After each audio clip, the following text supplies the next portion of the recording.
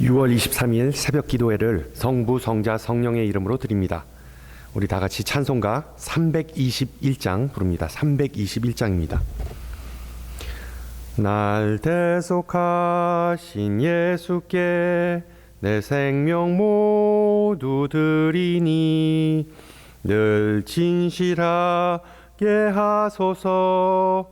내 구주 예수여, 나 구주 위해 살리라. 내 기쁨 한량 없으니 내 갈 길 인도하소서. 내 구주 예수여, 날 구원하신 예수를 일평생 의지하오니 날 영접하여 주소서. 내 구주 예수여, 나 구주 위해 살리라. 내 기쁨 한량 없으니 내 갈 길 인도하소서.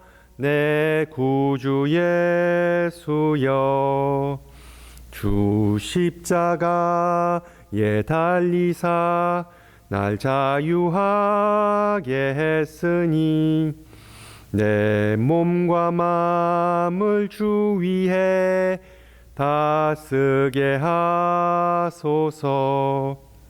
나 구주 위해 살리라. 내 기쁨 한량 없으리. 내 갈 길 인도하소서. 내 구주 예수여. 아멘. 하나님께서 우리에게 주신 말씀 느헤미야 2장 5절에서 10절 말씀입니다. 느헤미야 2장 5절에서 10절 말씀을 받들어 봉독합니다.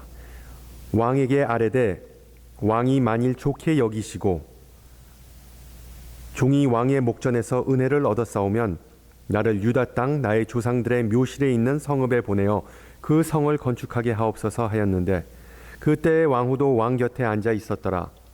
왕이 내게 이르시되 내가 몇 날에 다녀올 길이며 어느 때에 돌아오겠느냐 하고 왕이 나를 보내기를 좋게 여기시기로 내가 기한을 정하고 내가 또 왕에게 아뢰되 왕이 만일 좋게 여기시거든 강 서쪽 총독들에게 내리시는 조서를 내게 주사 그들이 나를 용납하여 유다에 들어가기까지 통과하게 하시고 또 왕의 삼림 감독 아삽에게 조서를 내리사 그가 성전에 속한 영문의 문과 성곽과 내가 들어갈 집을 위하여 들보로 쓸 제목을 내게 주게 하옵소서 하매 내 하나님의 선한 손이 나를 도우심으로 왕이 허락하고 군대 장관과 마병을 보내어 나와 함께 하게 하시기로 내가 강 서쪽에 있는 총독들에게 이르러 왕의 조서를 전하였더니 호론 사람 산발락과 종이었던 암몬 사람 도비아가 이스라엘 자손을 흥왕하게 하려는 사람이 왔다 함을 듣고 심히 근심하더라.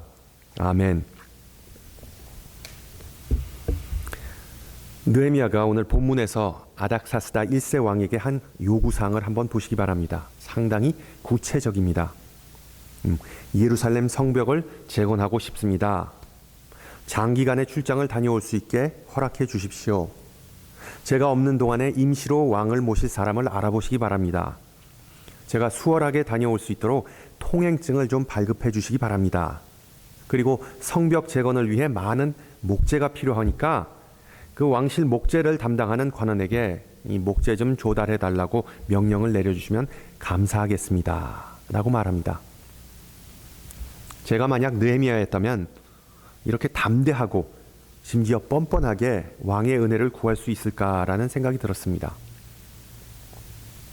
그런데 본문 2절은 분명히 느헤미야가 왕의 질문을 받고 처음에는 두려워했다고 기록하면서 그가 나중에 보여준 용기는 정말 하나님으로부터 온 것임을 짐작하게 해줍니다. 상식적으로 보면 당시의 최강국의 지도자 앞에서 그런 구체적이고 그리고 또한 많은 청혼을 한다는 것, 아무리 왕에게 사랑받는 그리고 왕이 신뢰하는 관원이었다고 하여도 상당히 주제넘고 그리고 위헌한 일이었습니다. 만약에 왕이 기분이 팍 상해서 느헤미야에게 벌을 내리면 그냥 모든 것이 다 틀어져 버리는 상황이 발생하는 것이죠. 아니면 왕이 내가 다른 사람은 못 믿겠으니 네가 내 곁에 남아서 포도주를 마시고 그리고 음식을 테스팅하면서 독이 들었나 안 들었나 확인을 해줘야 되겠다. 너는 내 곁에 있고 다른 관원을 내가 유대아 땅에 임명하겠다고 왕이 못 박아 버리면 느헤미야는 꼼짝없이 따라야겠죠. 정말 성공보다는 실패할 확률이 훨씬 더 높았던 그런 왕가의 단판, 정말 어떤 위기였음을 본문은 암시합니다. 그러나 만물의 주관자이신 하나님께서 왕의 마음을 꽉 틀어잡고 계시니까 길이 열린다라는 사실입니다. 우리가 신앙생활을 아무리 열심히 하여도 인생의 전환점이나 위기를 맞이하면 느헤미야와 같이 얼마든지 패닉하고 그리고 위축될 수가 있습니다. 그리고 우리는 일반적으로 하나님께서 그 상황을 기적적으로 마치 도깨비 방망이로 해결해 주실 거라고 믿고 싶지만 오히려 하나님은 사람의 마음을 움직이면서 우리에게 길을 열어주신다고 성경은 가르쳐주고 있습니다. 그것이 하나님의 방식이죠. 보이지 않게 그리고 겸손하게 역사하시면서 가장 되돌리기 힘들고 변화시키기 힘든 인간의 마음을 감찰하고 주관하시는 분이 우리 하나님이심을 기억하시기 바랍니다. 느헤미야가 페르시아 왕국의 고위 관료가 된 것은 물론 하나님의 은혜였지만 그가 개인적으로 어떤 능력이나 눈치나 수완적인 면에서 상당히 감각을 가지고 있었다는 것을 우리가 추측할 수 있습니다.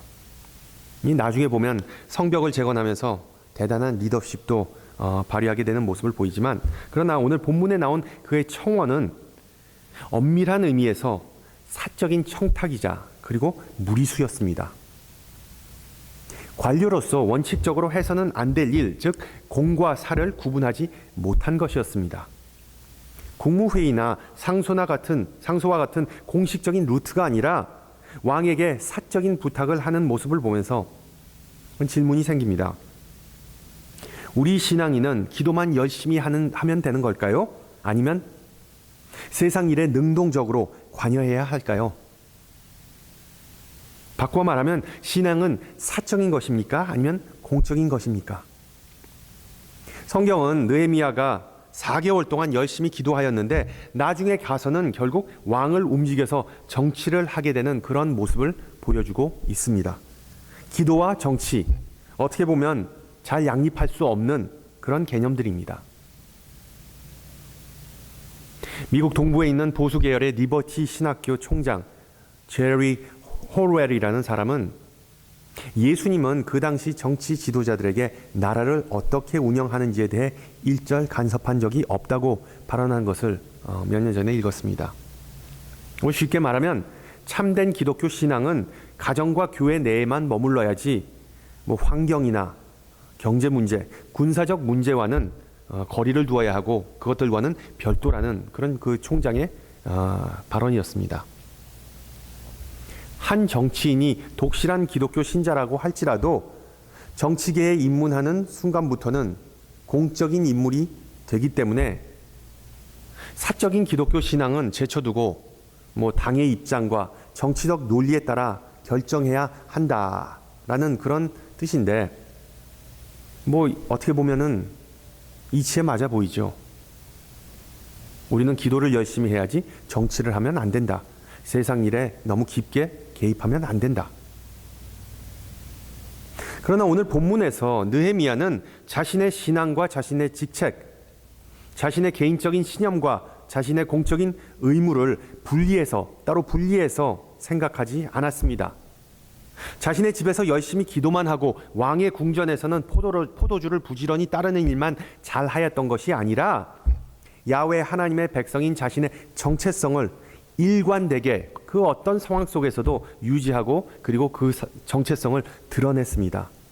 하나님을 사랑하듯이 하나님의 백성인 이스라엘을 사랑하고 섬기는 모습을 집에서 그리고 직장에서, 즉 왕의 궁전에서도 밤낮으로 일편단심으로 보여주었다는 것입니다. 참된 신앙을 평가할 수 있는 유일한 잣대는 사랑이지 이 세상의 법도나 제도 또는 다른 사람들의 시선도 결코 아닙니다. 예수님도 제자들에게 서로 사랑하라고 말씀하시면서 그 사랑이 예수님이나 제자들 사이에서만 머무를 것이 아니라 민족과 국경, 종교, 남녀노소를 뛰어넘어서 심지어 원수에게까지 전해져서 막힌 담을 허물고 분열을 근절시키고 상처를 치유하고 관계를 회복시키는 것이 참된 신앙임을 우리에게 가르쳐 주셨습니다. 물론 우리의 믿음은 하나님과의 사적이고 긴밀한 관계에서 시작하는데 그 사랑이 거기에만 머무르면 자칫 바리새인과 같은 믿음으로 전락해버리기 쉽습니다.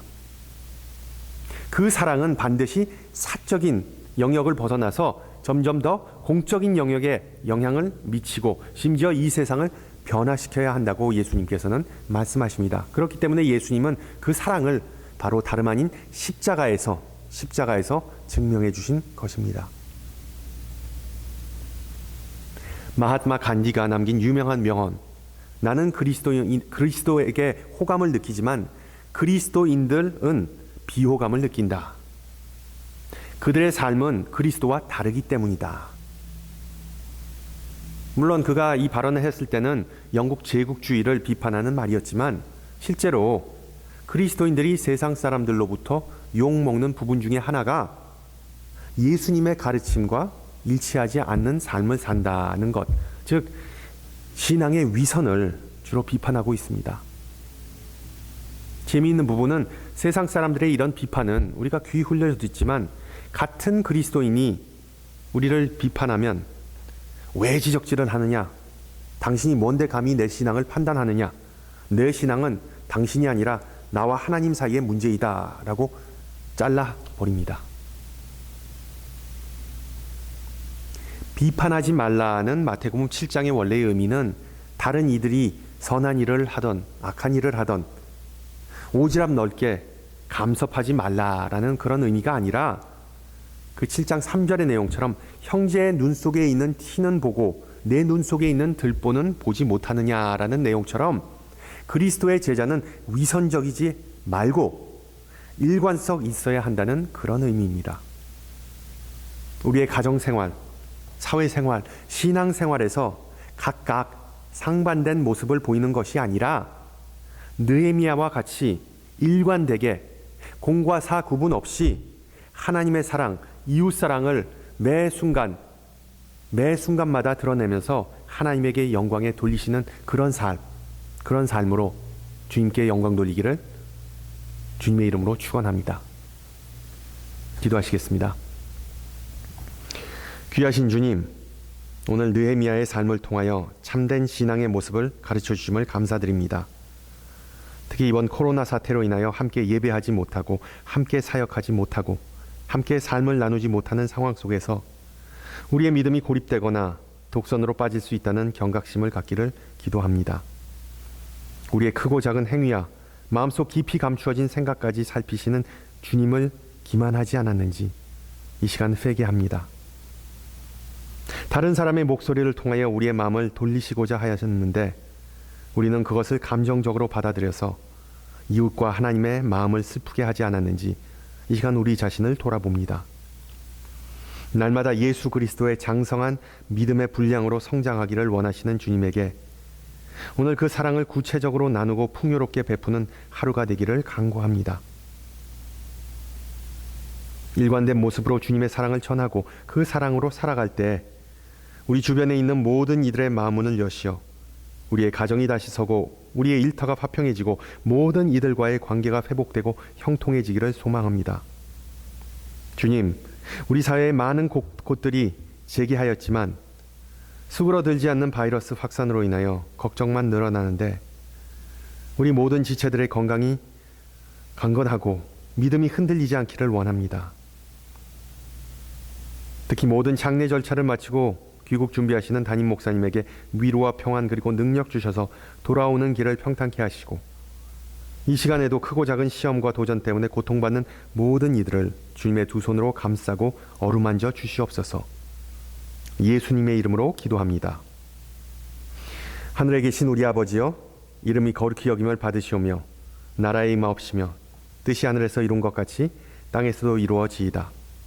오늘날 우리에게 일용할 양식을 주옵시고 우리가 우리에게 죄 지은 자를 사하여 준 것 같이 우리 죄를 사하여 주옵시고 우리를 시험에 들게 하지 마옵시고 다만 악에서 구하옵소서. 대개 나라와 권세와 영광이 아버지께 영원히 있사옵나이다. 아멘. 항상 승리하시고 주님의 평안이 넘치는 하루가 되기를 소망합니다. 할렐루야.